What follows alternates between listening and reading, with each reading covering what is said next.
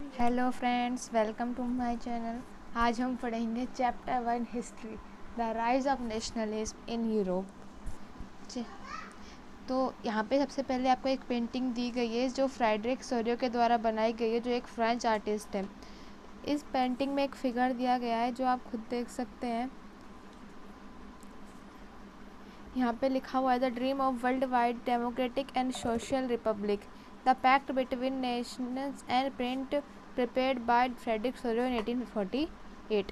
तो इसमें हमको बताया गया है कि फ्रेडरिक सोरियो ने एक पेंट बनाया है 1848 में, एक पेंटिंग करी है। और इसमें क्या बताया गया है, द ड्रीम ऑफ, उनका ड्रीम बताया गया है कि world wide democratic and social republics, कि वो क्या चाहते हैं कि पूरे वर्ल्ड वाइड में क्या हो, डेमोक्रेसी और सोशल रिपब्लिक्स हो। तो उसकी पेंटिंग यहाँ पे की गई है और यहाँ पे बताया गया है कि समझौता हुआ है नेशंस के बीच में। तो इस पेंटिंग के बारे में नीचे थोड़ा सा डिस्क्रिप्शन दिया गया है, वो थोड़ा सा पढ़ लेते हैं।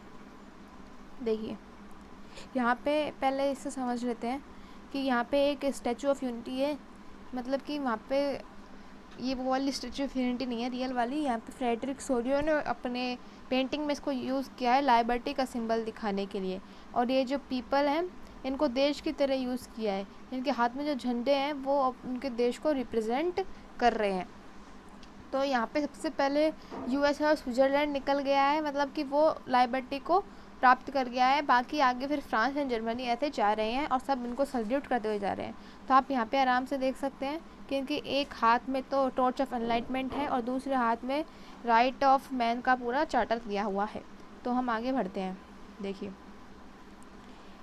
इन 1848 Sorio a French artist prepared a series of 4 print visualizing his dream of worldwide made up democratic and social republic।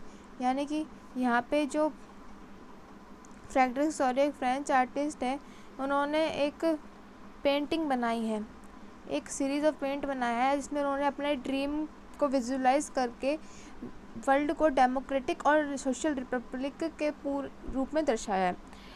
अब आगे उनको सबसे पहले फर्स्ट प्रिंट बनाई है, उन्होंने 4 प्रिंट्स बनाए हैं। तो उसमें से एक फर्स्ट प्रिंट हमको यहाँ पे दिया गया है फिगर 1 में।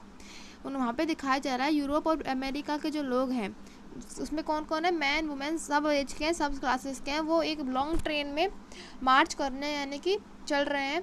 और वो जैसे ही वो स्टैचू ऑफ यूनिटी यानी कि जो हमने भी पढ़ा था लाइबर्टी का सिंबल, वो मैडम खड़ी थी, उसके जैसे ही सामने आते हैं तो उसको सैल्यूट करते हैं।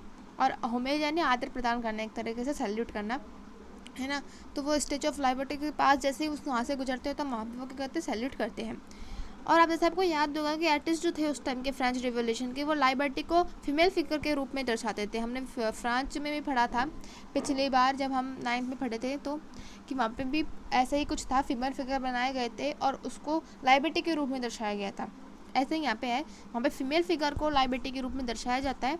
और वहाँ पे फ्रांस रिवॉल्यूशन में, और यहाँ पे रिकॉग्नाइज कर सकते हैं कि उनके एक हाथ में टॉर्च ऑफ एनलाइटमेंट है, मैंने आपको पहले दिखाया था, और दूसरे हाथ में वो क्या करते हैं, चार्टर पकड़े हुए हैं। यानी कि किसका charter, one hand the charter of rights of man, man के राइट का चार्टर पकड़े हुए हैं दूसरी साइड में। इससे आपको साफ साफ दिख रहा है कि वुमेन का कोई बात हुई नहीं रही यहाँ पे। तो वुमेन को सच्ची में वोटिंग राइट और जो भी पॉलिटिकल राइट से बहुत लेट मिले थे। On the other on the earth in the foreground of the image like the shattered remains of symbols of religion।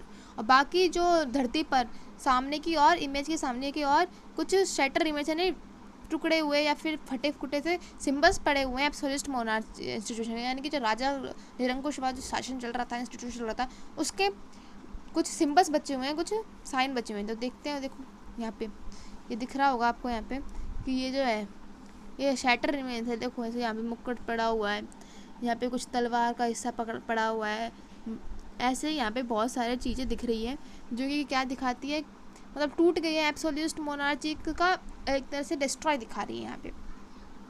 In सॉरियस utopian vision, utopian vision क्या होता है, यूटोपियन विजन एक ऐसा सोसाइटी को ऐसे विजन में देखते हैं जहाँ पे बहुत आइडियल सोसाइटी हो, लेकिन वो एक्चुअली में एग्जिस्ट करती नहीं है, फिर कर नहीं सकती। ओके, तो ऐसा ही यूटोपियन विजन सोरियो यानी फ्रेडरिक सोरियो का जो यूटोपियन विजन है, उसमें जो पीपल हैं यानी कि लोग हैं वर्ल्ड के, उनको अलग अलग नेशन के रूप में दर्शाया गया है। मैंने आपको बताया था यहाँ पे जो लोग हैं अपना झंडा लेके जा रहे हैं उनको नेशन के रूप में दर्शाया गया है। और उनको नेशन को, ये कौन से नेशन को रिप्रेजेंट करते हैं उनके फ्लैग से पता चल रहा है, उनके कपड़ों से पता चल रहा है।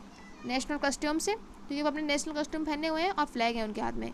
और उनको इस लीड कौन कर रहा है, यानी कि इस प्रोसेशन का लीडर कौन है, वो है यूनाइटेड स्टेट्स और स्विट्जरलैंड। यानी कि यूनाइटेड स्टेट्स और स्विट्जरलैंड जो है इस प्रोसेशन एक तरह का जुलूस होता है, उसके आगे आगे चल रहे हैं और वो लाइबर्टी को पास कर चुके हैं।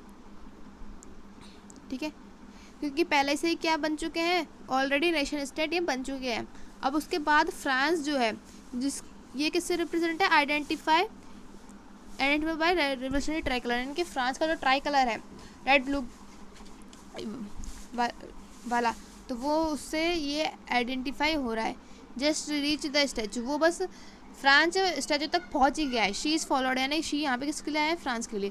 यानी कि फ्रांस को कौन फॉलो कर रहा है, जर्मनी के लोग बीरिंग, मतलब कि फ्रांस के पीछे पीछे कौन है, जर्मनी के लोग हैं, जिनके हाथ में ब्लैक रेड गोल्ड कलर का फ्लैग है, ये भी ट्राई कलर है। इंटरेस्टिंगली एक रुचिकर बात ये है कि जब फ्रेंचों ने सॉरियों ने ये पेंटिंग बनाई थी, उसमें जो जर्मन थे वो यूनाइटेड नेशन नहीं था। जर्मन के लोग अपने आप को यूनाइटेड नेशन के रूप में नहीं देखते थे। तो इमेज जो ये बनाई गई है फ्रेडरिक सॉरियो के द्वारा, इसमें एक लिबरल होप्स बताई गई है पीपल की, वो जर्मन नेशन को वो यूनिफाई करना चाहते हैं।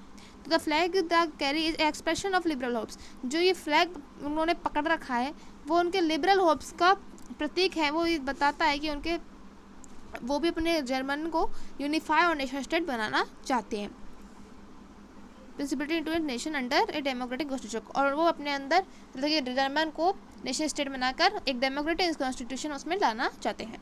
अब जर्मन लोगों को कौन फॉलो कर रहा है, मतलब जर्मन लोगों के पीछे पेंटिंग में चल रहे हैं ऑस्ट्रिया के लोग, kingdom of two Sicilies, Lombardy, above Poland, England, Ireland, Hungary, Russia, ये सब उनको फॉलो कर रहे हैं।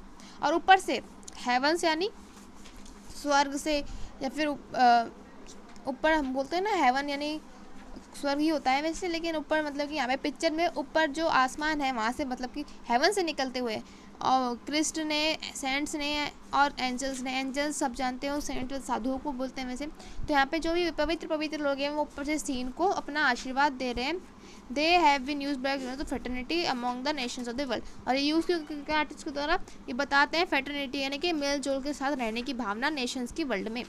ओके, तो इस पेंटिंग को आगे बढ़ाते हैं।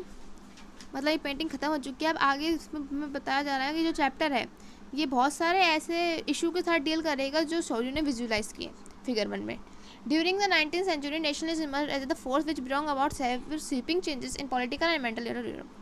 जो नेशनलिज्म जब आया था 19th century में, जब वो बहुत सारे स्वीपिंग चेंजेस यानी कि लगातार चेंज लाया था पॉलिटिकल और मेंटल वर्ल्ड ऑफ यूरोप में। कौन कौन चेंज चल रहे थे पूरे चैप्टर में हम पढ़ने वाले हैं। जो एंड रिजल्ट है ये चेंजेस का वो है इमरजेंस ऑफ नेशनल स्टेट।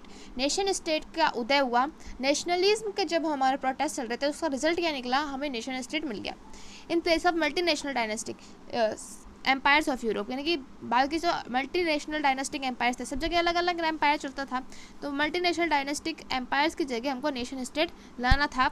तो इसका हमें जो प्राप्त हुआ वो था nation state. The concept of and practice of a modern state in which हमें मॉडर्न स्टेट के बारे में बताया जा रहा है। देखिए, यानी कि जो कॉन्सेप्ट एंड प्रैक्टिस है जो मॉडर्न स्टेट की, वो क्या है कि इसमें क्या होता है, सेंट्रलाइज्ड पावर होता है, वो सर्वोच्चता यानी कि सबसे मेन जो पावर है वो कौन एक्सरसाइज करता है, centralised power exercise over control. पूरी रूप से कंट्रोल किसके पास होती है, सेंट्रलाइज्ड पावर के पास, यानी कि जो सेंटर में जो पावर होती है।